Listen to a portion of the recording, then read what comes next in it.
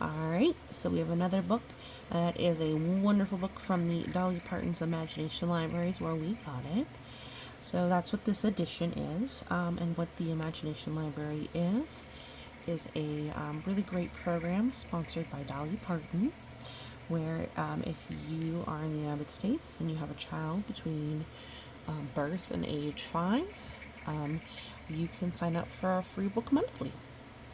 So we have quite a few books from there. It's really great.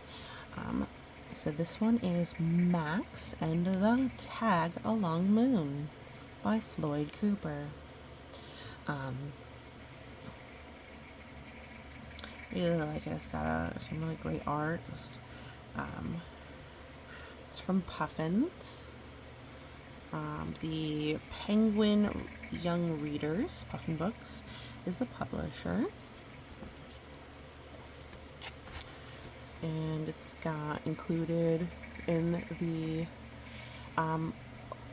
editions from them, as far as it's got some stuff about what might help you, about something to explain to get kind of add to just reading it. But Max and the Tag Along Moon. So I really love this colored pencil, or maybe what is it, like a chalk moon. Alright, tag along usually is like the moon that's following along you. Alright, for Dayton and Kai, always remember the view from the back seat. It's Puffin Books Publishing, published by the Penguin Group. Penguin.com. It's copyright 2013 by Floyd Cooper. Puffin Books, an imprint of the Penguin Group. Look, his little red car. Alright. Every morning when we drive, Leviathan always likes to talk about how the moon or the sun is following us. So definitely this sort of ideas for him. Look at the little boy and his grandfather. One night, as Max was leaving Grandpa's house, he reached up to give Grandpa a big hug goodbye. In the sky behind Grandpa appeared a big, fine moon. Look, Grandpa, the moon. That old moon will always shine for you, on and on. Grandpa and Max gazed quietly at the big moon together as it embraced them in soft yellow light. You see, Grandpa is holding him, and the moon is glowing all over them. And you see here, it's Grandpa. That's Grandpa versus Grandpa. Do you have a special name for your family members? Like maybe you call your grandma Mima, or Mimi, or Gamma, or grandmother, grandfather. Special names for everybody. You can see how much affection and trust there is just in the way they're holding each other.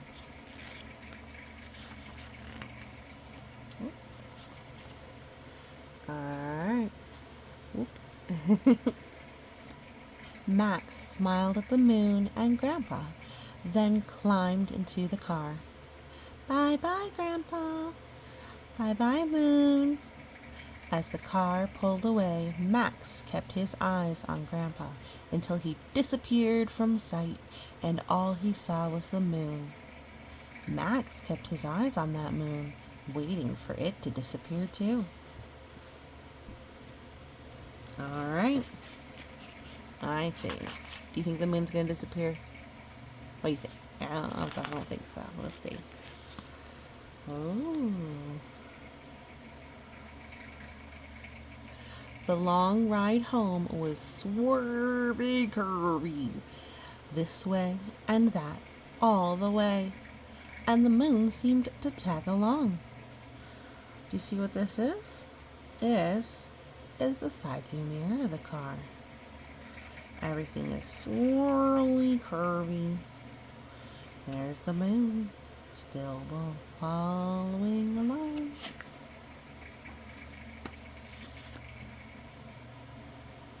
Max giggled as he watched the beautiful bright orb flicker through the passing trees, trailing behind the car as it traveled home this way and that, playing peekaboo. I think one of the most beautiful things is seeing the moon and the sun and the stars through trees and leaves. Look at his face. See how he is calm and pleased. See his face. Now, it is perfectly fine to look at this moon, but not the sun. If you stare at the sun, you could hurt your eyes. So don't do that. The sun is bright enough that it could actually make you go blind. It could burn little spots on the back of your eyes so you can see shadows, or maybe even not see at all. So be careful. But the sun is too strong, but the moon is gentle. Does that seem like a bird? Let's see here. And flowers and leaves. Wonder if there really is a bird right now, if he's just imagining it. What do you think? Oh. Up a hill, down a hill, the moon was ever there. Over a bridge, around a curve, the moon bounced along. Woo! I like the bridge, it's pretty. I like how in the moonlight the red car looks pink.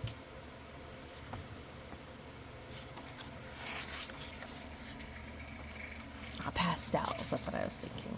Pastels. Alright, around a tree, past a field of sleeping cows, the moon stayed quietly with Max. 1, 2, 3 cows.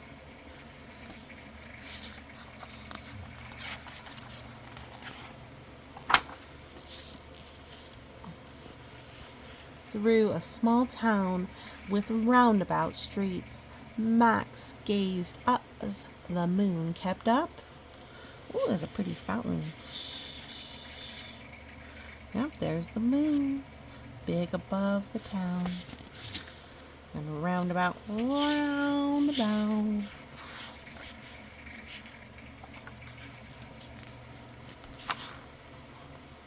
At the mouth of a tunnel, and out the other end, Max smiled when he saw the moon there waiting. It was quite a trip. It's over the hills and through the trees to grandfather's house. We left, I guess. Dark clouds tumbled across the night sky. The stars and the nightingales all faded away.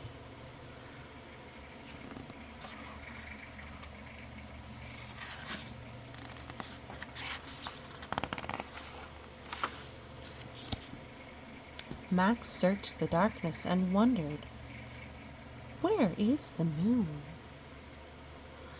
Grandpa said it would always shine for me. Oh, he looks a little concerned. Where'd it go? Is it gone forever? No, it's behind the clouds. And the moon has different phases sometimes too. When it's a new moon, it's got the shadow of the earth on it, but it's still there. Finally home, Max took one last look up at the empty night sky. I guess that old moon couldn't shine for me all the way home. Oh, I like how little he looks. He's looking for the moon. I wonder where it is. Let's see. Upstairs in bed, the room was dark. Max felt alone. He missed Grandpa. He missed that tag-along moon. Aww. Do you think he thinks the moon's like Grandpa? I think so.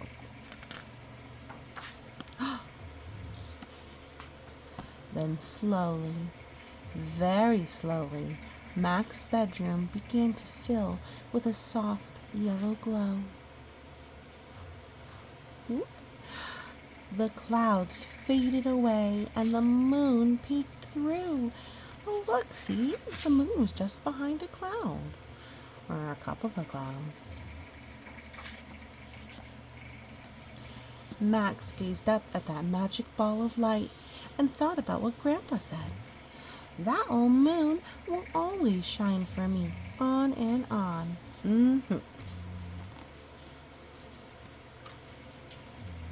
Indeed. Alright, and here we're at the end.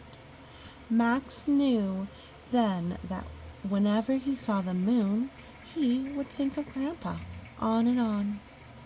He slept soundly, embraced in soft yellow light.